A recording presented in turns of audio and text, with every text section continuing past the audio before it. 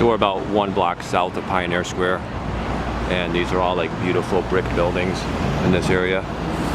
So this is basically like the old Seattle, the way it looked 100 years ago.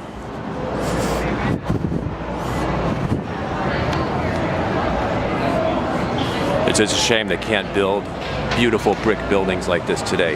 And the truth is, they could if they wanted to. I mean, they actually could build beautiful brick buildings like this today, but it would cost a little extra money.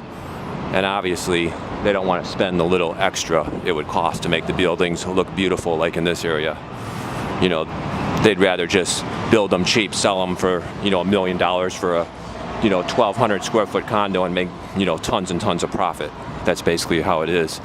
They just want to sell cheapy condos, sell them for $1 million, make tons of profit.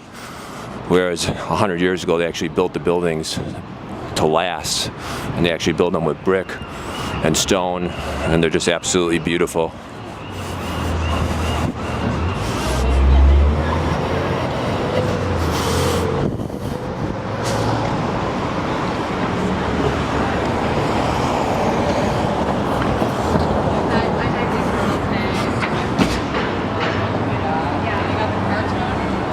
And then this one right here on the corner is probably one of the nicest ones in this area.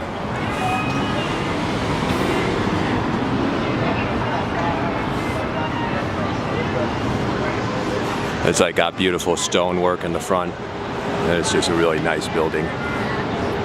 And then this one up here is world famous.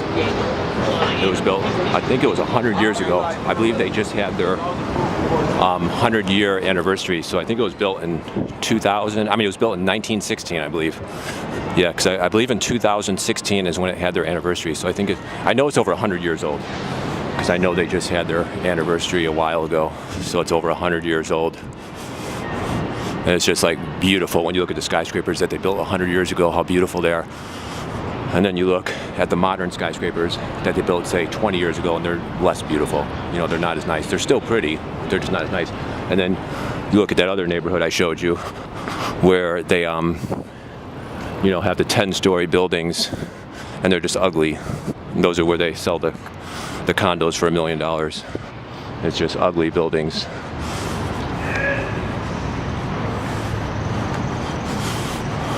So I'm gonna head back down to where I live. So this will be the end of the Seattle blog.